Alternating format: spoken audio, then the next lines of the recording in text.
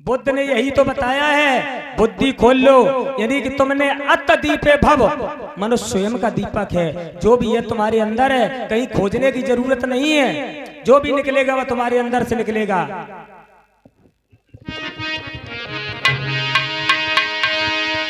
दुनिया में कोई दूसरा भगवान नहीं है मैया। असली भगवान हो तो तुम्हारे माता पिता हैं, देवी देवता हैं, सब कुछ वही है। और इन नकली देवी देवतन की पूजा करने से अगर जनई में शक्ति होए, बुद्ध जी में शक्ति होए, बुद्ध जी की फोटो उठाए के जाले का कर दें, या बुद्ध जी से खूब विनती कर रहा है, बुद्ध जी से कहा बुद्ध जी उठ के जन आए जाओ, अगर इनमें ताकत हो तो आए जाए जन आए जे नहीं आए मैया।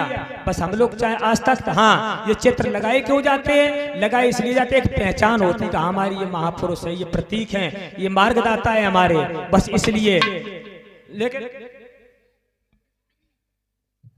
लेकिन ये नहीं है कि हम आस्था के लिए पूजते रहे उन्हें। बुद्ध ने कहा नहीं, बाबा साहब ने कहा नहीं, यानी सभी महापुरुषों ने कहा हमारी पूजा मत करो, हमारे विचारों को समझो। तो इसलिए माताओं बहनों निवेदन है आपसे, इन पाखंडों से दूर निकलो और बुद्ध और बाबा साहब की फोटो जिनके घर में पहुंच जाएगी और ये कचरा जब बाहर निकल जाएगा, तुम्हारी तरक्की से कोई तुम्हें रोक नहीं पाएगा। ये मेरा विश्वास नहीं बल्कि वादा है और दावा है।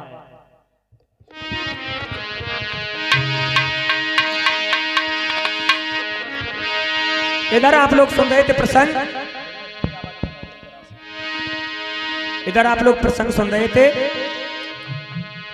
जब ये उपाली नाई आगे बढ़ा, हाँ, तो जब ये बुद्ध चले आए वहां से वापस, तो कपिल वस्तु के लोगों ने ये कहा, कपिल वस्तु के लोगों ने ये कहा कि बुद्ध चले गए जो देश को नहीं बल्कि विश्व को प्रकाश दे रहे हैं, और हम ही लोग उनका सहयोग नहीं करते हैं, सही से हमने सम्मान नहीं कर पाया उनका। तो एक काम करो, प्रत्येक घर से एक एक राजकुमार बुद्ध के संघ की मजबूती बढ़ाने के लिए भेज दो। तो सारे नगर के लोग तैयार हो गए। उनका एक भैया जो था महानाम, महानाम के 2 पुत्र थे। क्या नाम बताए थे?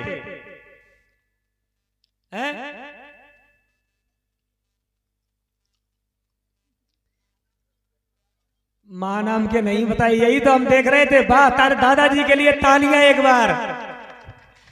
ये सुन रहे मन से कथा, यानी कि 2 पुत्र थे।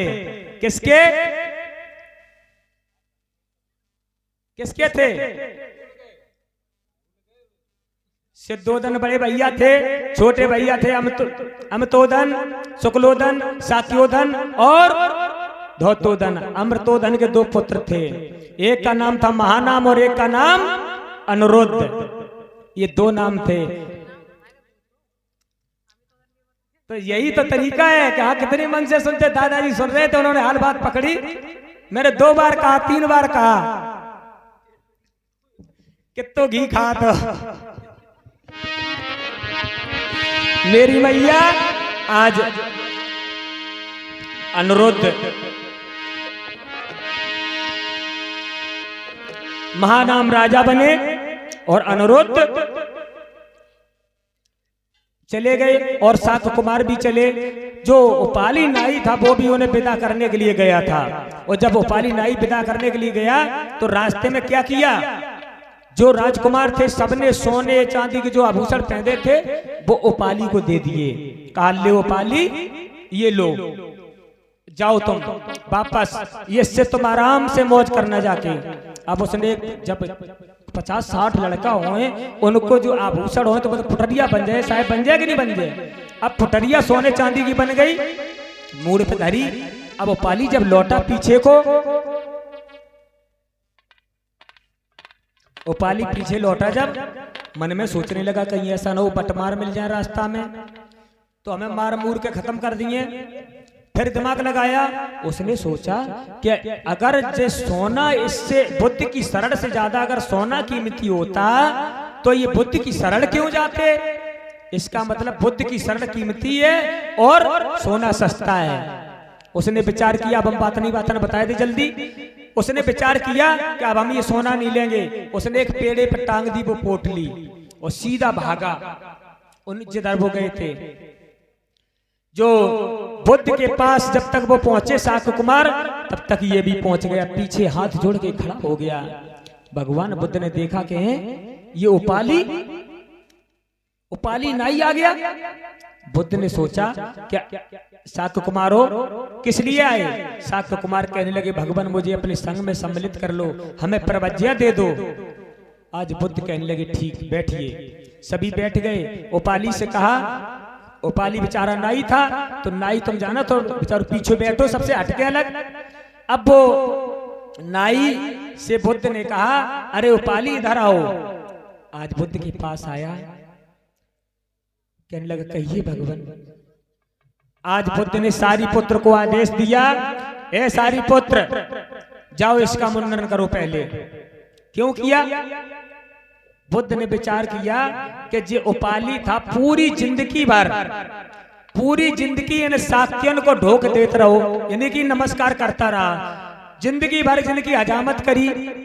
और आज अगर हम जाकी प्रवज्ञा बाद में करें उपाली नाई की, तो जो शाक्य घमंडी होते हैं का पता जे आगे चल के फिर सबको वो प्रणाम करिए कि नहीं करे साहब।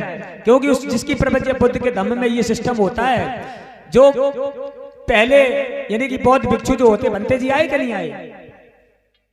कौन? अच्छा, बनते जी इतने कपड़ा ओढ़े बैठे, हमने पहचानू नहीं पाओ। बनते जी हैं, मैं बनते जी दया करके विनम्र निवेदन है आपसे, एक बार खड़े हो जाओ आप सामने। बैठे रामदेव नहीं, चीवर दिखाई देते बनते जी को, ऐसे ही खड़े हुए के बस हाल बैठ जाइयो।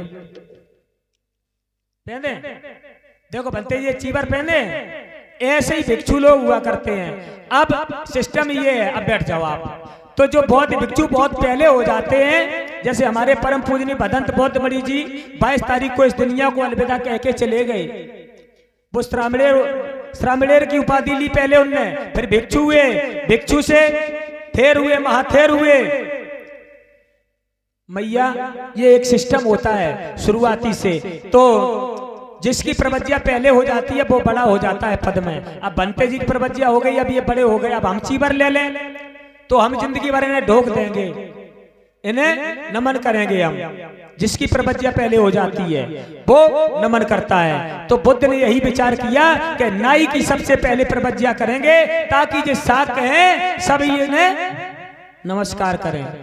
इसलिए बुद्ध ने सबसे पहले उपाली को प्रवज्ञा दी, फिर इसके बाद शाक्यों की दी। मेरी मैया इस प्रकार से ये भिक्षु संघ मजबूत बना। और एक बात बता दें, बुद्ध धम्म का मुख्य ग्रंथ कौन सा है? कोई जानता है इतनी भीड़ में क्या? बनते जी के अलावा बुद्ध धम्म का मुख्य ग्रंथ है त्रिपिटक। कौन सा? क्योंकि आपकी बुद्ध कथा हो गई और आपसे पूछ दी जाए कि अब मुख्य ग्रंथ कौन सा है, तो तुम जाके बुद्ध चरित्र चंद्रोदय पाठ भाव तो मेरे जन तो कथा तो बुद्ध चरित्र चंद्रोदय की भाई थी, वही मुख्य ग्रंथ हुई है। लेकिन नहीं, क्या नाम है? त्रिपिटक। याद ना रहा है तो नरेंद्र बौद्ध औरैया के नाम से चैनल सब्सक्राइब कर लेना आप लोग, और वीडियो 2-3 दिन बाद डाल देंगे हम जी, ठीक है। मेरी मैया त्रिपिटक, और त्रिपिटक के 3 भाग हैं। कितने? 3 भाग, विनय पिटक, सुत्त पिटक और अभिधम्म पिटक। ये 3 पिटक हैं। एक पिटक के 3 भाग हैं, विनय पिटक, सुत्त पिटक और अभिधम्म पिटक। विनय पिटक में भिक्षुओं के लिए मर्यादा लिखी है, तुम्हें क्या करना, कैसे रहना, कैसे जीवन यापन करना। ये विनय धर उपाली ने लिखा था। जो उपाली नाई को प्रवज्ञा दी, ये उपाली ने लिखी थी किताब। और इन 2 किताबों में गृहस्थों के लिए, उपासकों के लिए लिखा है।